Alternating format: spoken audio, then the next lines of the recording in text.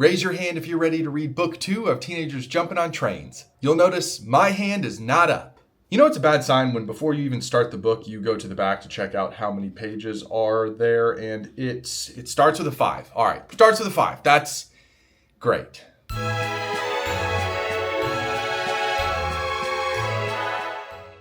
So excited. Can you tell I'm so excited? I'm so excited for all 526 of them. Just as a quick reminder from the last book, right? So they're all running away. She stopped the program of the Dauntless, who were like murdering all of her friends and family, did murder her parents while she killed a guy named Will.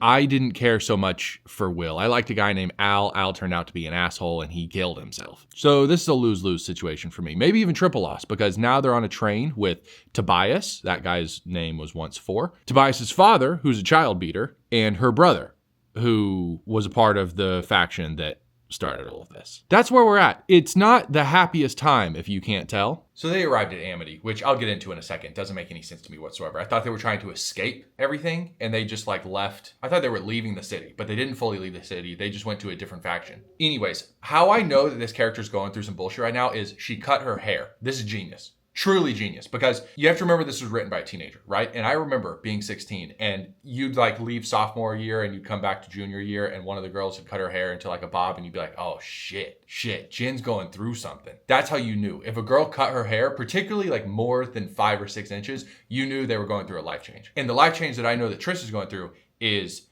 her parents are dead. Amity, though, let's discuss that. I don't know how much you know about Switzerland's involvement in World War II, but Amity is trying to be Switzerland right now. They're going, I understand that you got bombed and all of your families were killed, but we don't really want to get involved. It's not that we are going to turn you over to them, but we're also not going to help you either, which is what Switzerland did to the Jews and then stole a bunch of their money. But I digress. Amity came up with this rule that if anybody fights within Amity, they're kicked out. So I wonder how this is going to end. Okay, nobody panic, but I think we might have an actual plot. I gotta be honest with you, I didn't think that was going to happen given the quality of the last book, but there might be a plot. In the most horseshit way possible, Triss overheard Marcus tell his old lover that the Erudite attacked not just to take over control, but also to steal information that once got a lot of people killed. And you know how I am about death.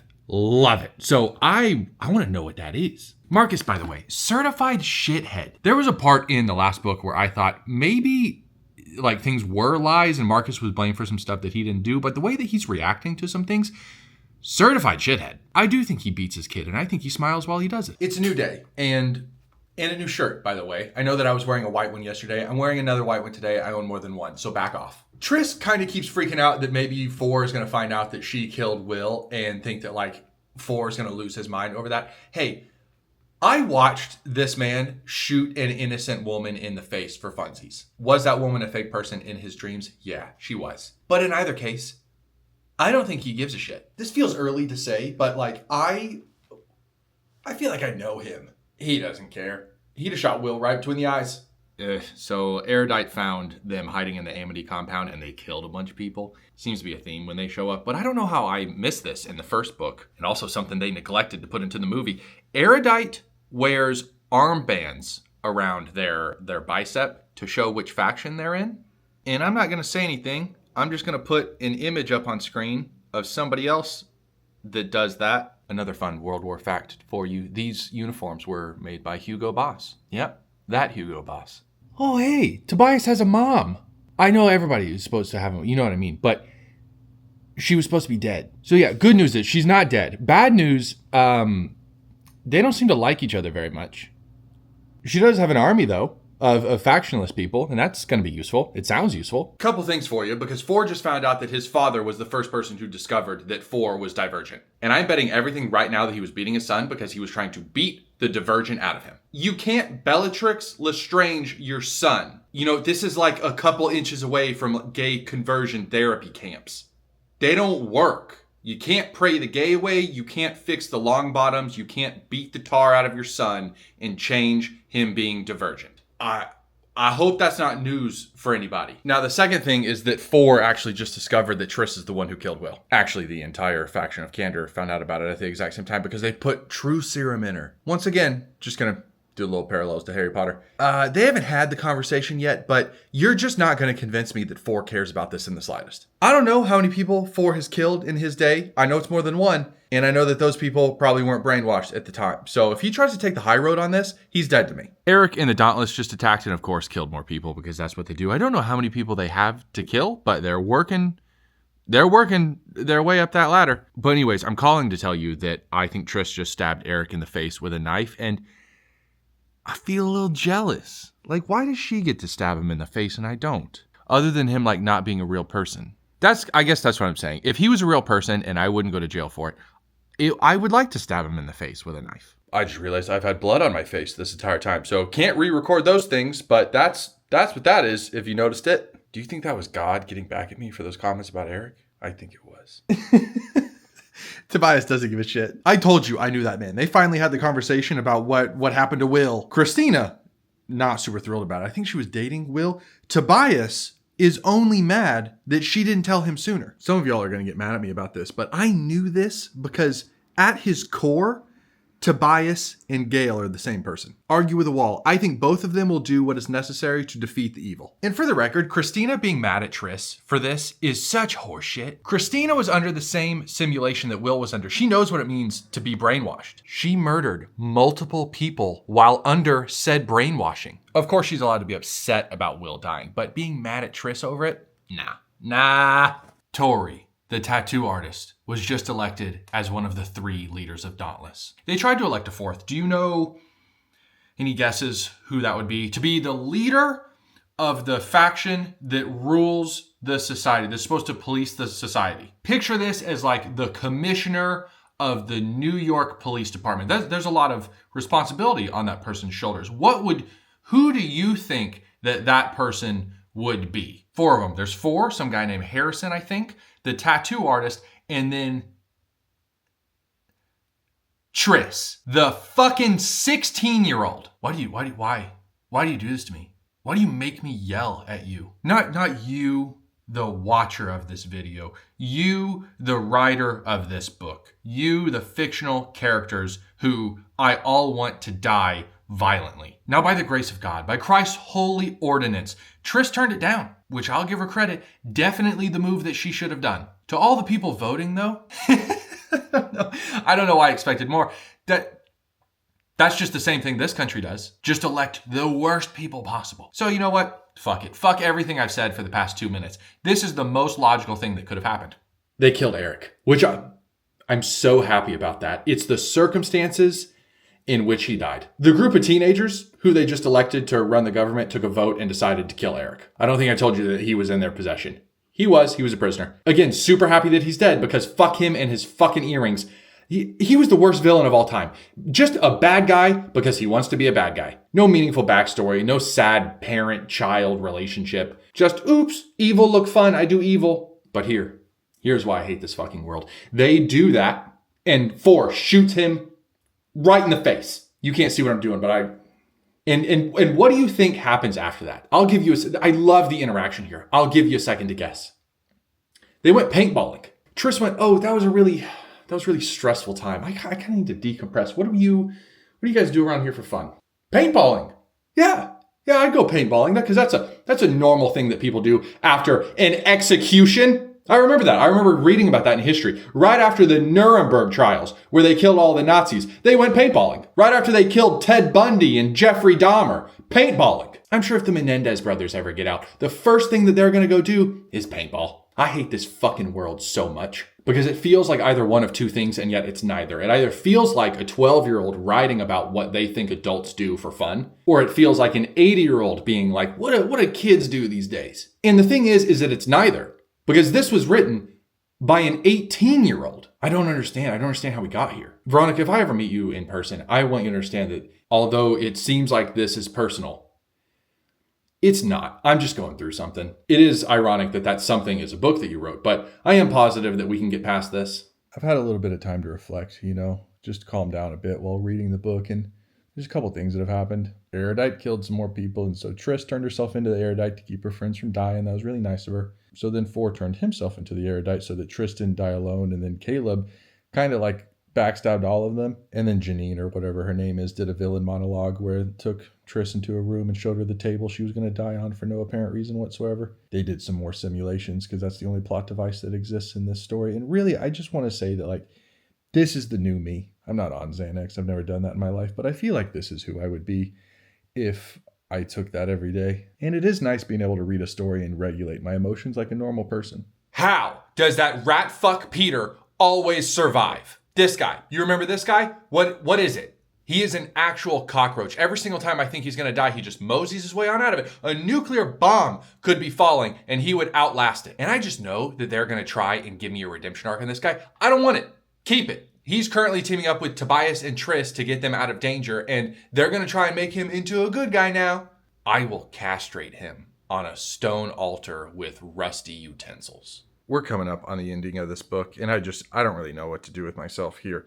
Triss is partnering with Tobias's dad. You know that guy that we all hate vehemently with every fiber of our being? Yeah, him. They're going to go break into Erudite together to go steal information. And what I don't understand about that is why, he knows what the information is. So why are they trying to steal it? He could just tell Triss what the information is, and then they could tell the public. Because isn't that what Marcus is trying to do? He wants to tell the public the thing that he already knows. I mean, sometimes it's so dumb that I think I'm the problem. Like, I think that I'm missing something. And there are some times where I am missing something. But I don't think that I'm missing enough to fix it. But anyways, I almost forgot that this book had a plot. I forgot that this whole thing actually revolves around this information. And now Triss is teaming up with Tobias's dad, and Tobias doesn't know. And then I'm sure this isn't going to cause any problems.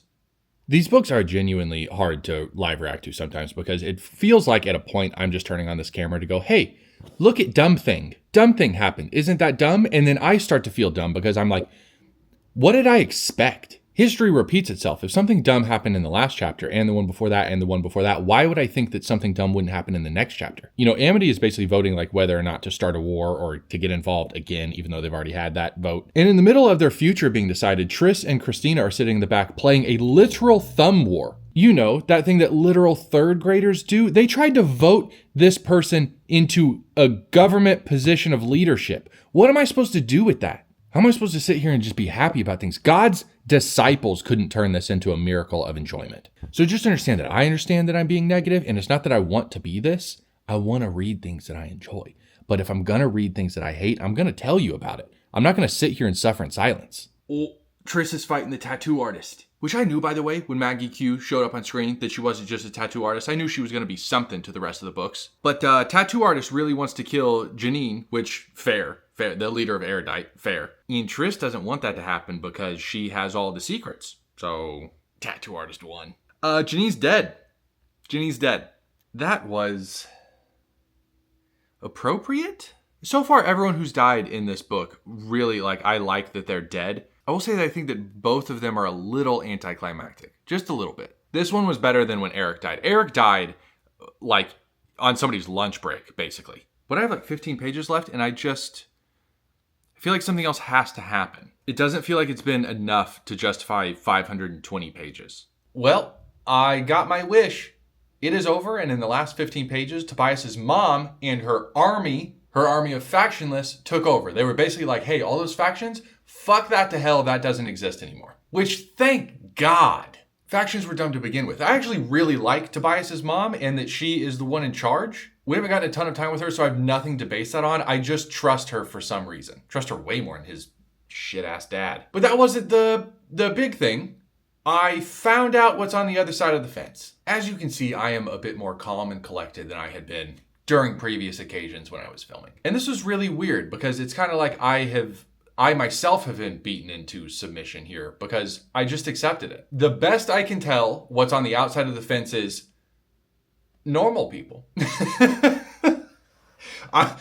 What happened was a video played that Tobias, I think, stole from the Erudite compound with the help of Caleb, Triss's brother, who was still betraying everybody. Anyways, I digress. What was on the video was somebody with the last name of Pryor, which is Triss's ancestor, started all this bullshit.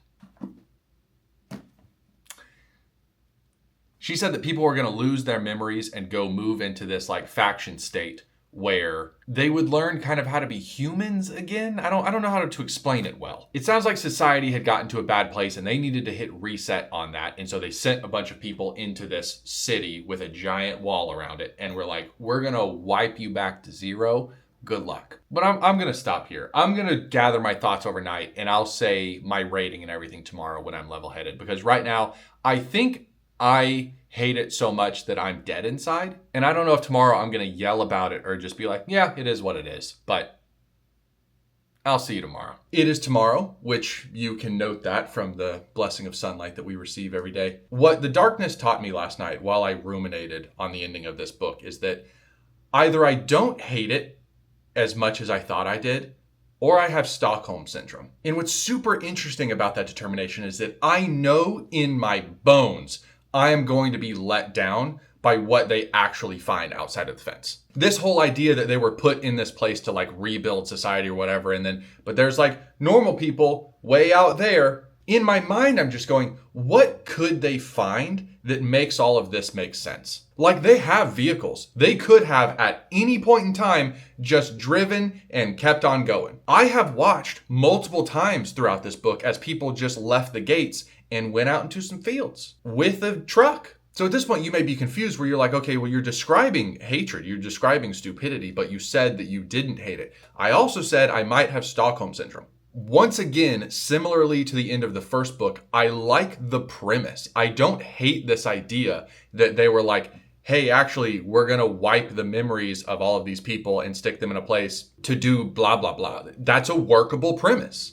And so I'm back in this place of hoping that it's pulled off correctly while knowing in my bones that it won't be. So I'm going to go back down to 2 stars for this one. I feel like this is, for the information we got, this is 200 pages too long. 525 pages. It has the large YA font, but even with that, there's no way this should have breached 400. The last thing that I'll say is that I am morally against hate reading. This is the first time I have done it where I know going into the next book, I am not going to like it. And I am also going to talk publicly about that thing. And the only reason that I am continuing with it in this instance, in short, is the concept of punching up versus punching down. I do not think that there is anything I can do with as low as I am on the totem pole to remove the success that Veronica Roth has had. She is a multimillionaire who is a bestseller multiple times over, and I don't think that I can diminish that. I do wish every author in the world success, and I've gotten so many comments of people saying that this has inspired them to reread the series, and although I don't fully understand that, I am blessed with that outcome because she is making money off of this, both when I read the books and when I watch the movies, so good on her. But if you have made it this far, Easy A live reactions are up on Patreon right now.